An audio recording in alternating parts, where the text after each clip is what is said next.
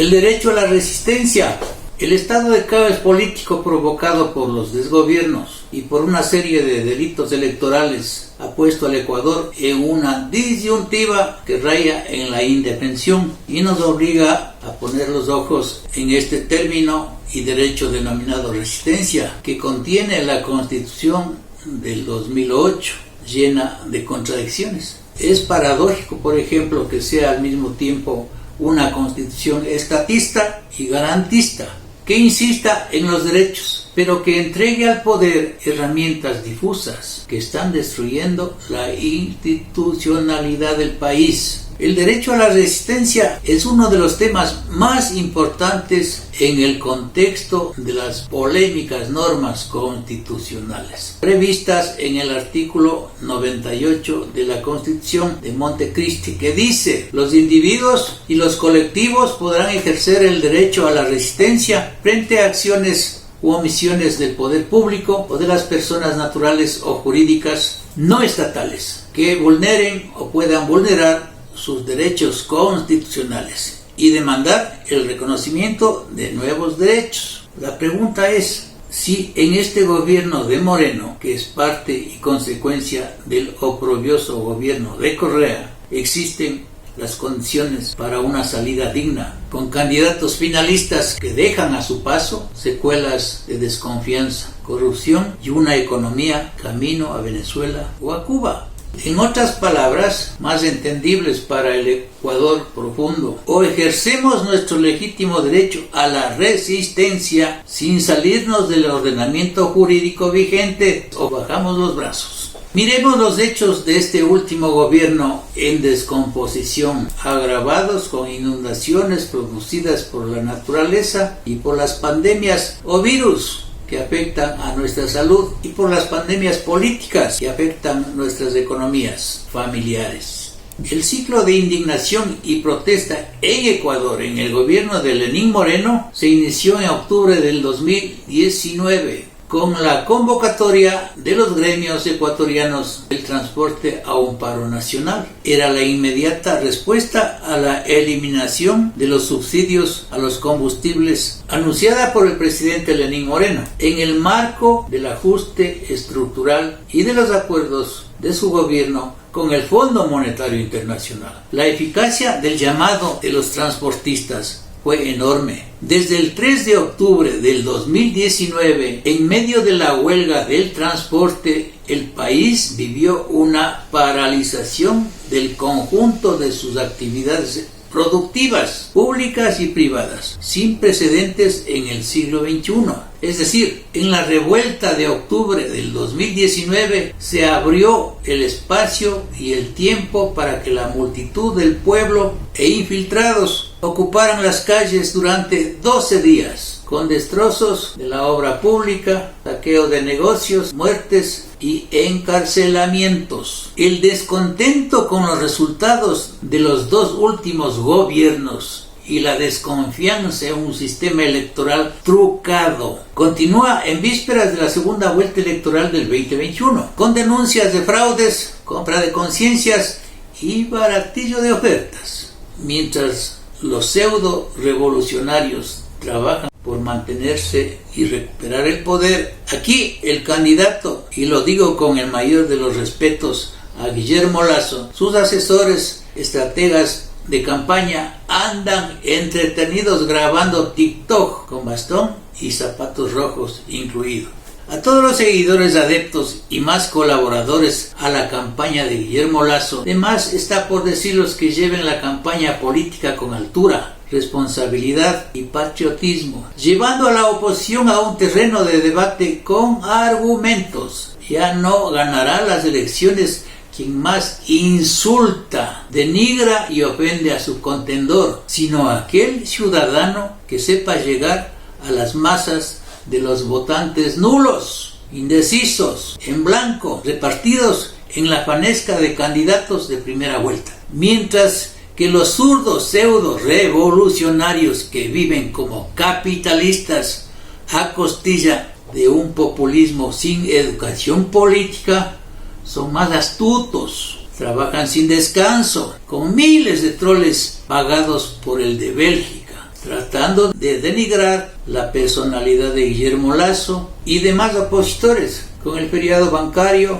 y aprovechándose de la ineptitud de Moreno o de su cogobierno con Lasso y Nebot y comprando adeptos en los dirigentes del páramo, en los dirigentes del transporte, etcétera, etcétera. Y avanzan en sus estrategias para posicionar a un ciudadano impresentable como es el candidato que ganaría las elecciones el 11 de abril del 2021. Dicho esto, y ya con el fraude consumado y oficializado contra Yacu Pérez, todos quienes estamos comprometidos con la causa del Ecuador y la democracia, debemos estar vigilantes y parar las mañoserías de un Consejo Nacional Electoral que causa vergüenza ajena, porque los esfuerzos por sancionar de la Contraloría y de la Fiscalía no pasan de ser simples simulaciones, escándalos e impunidad.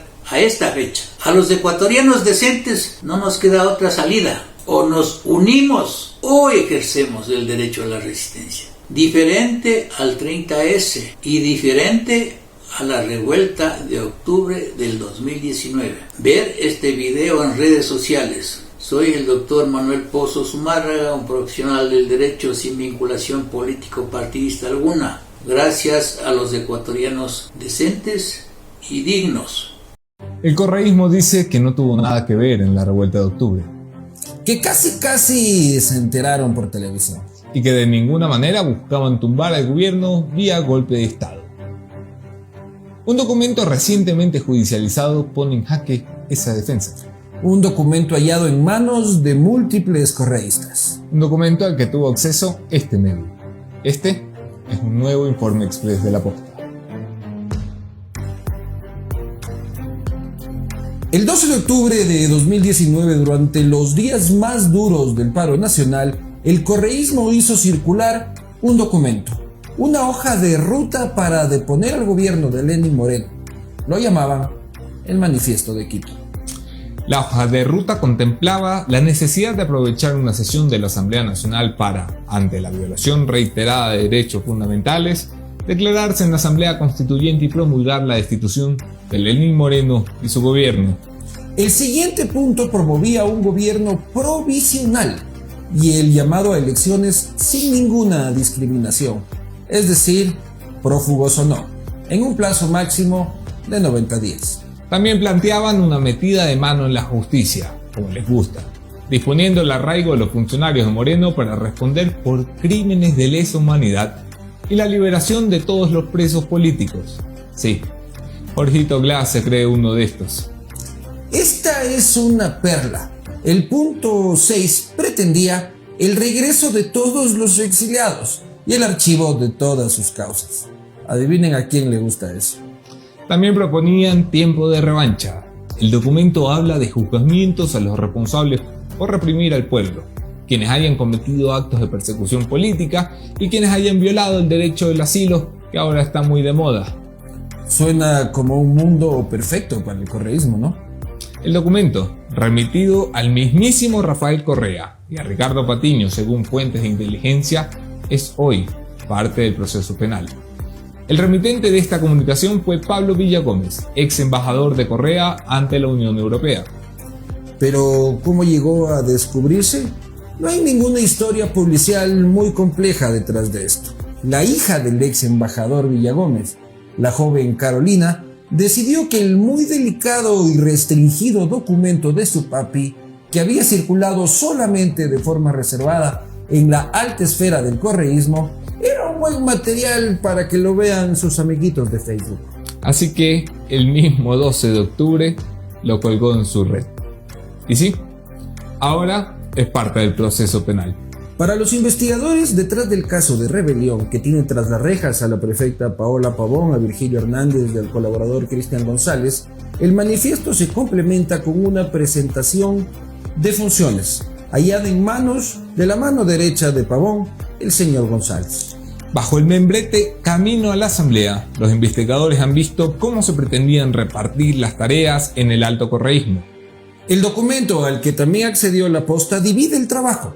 En el plano ideológico se quedan Jacques Ramírez, Vanessa Freire, Pierina Correa Luisa Maldonado, Marcela Guiñaga, Paola Pavón y Pablo Iturralde. ¡Qué delantera! En lo legal y en la defensa, Fausto Jarrín y Luis Molina. Y en el de comunicación, Marcelo Holguín y Cruzcaya Roja.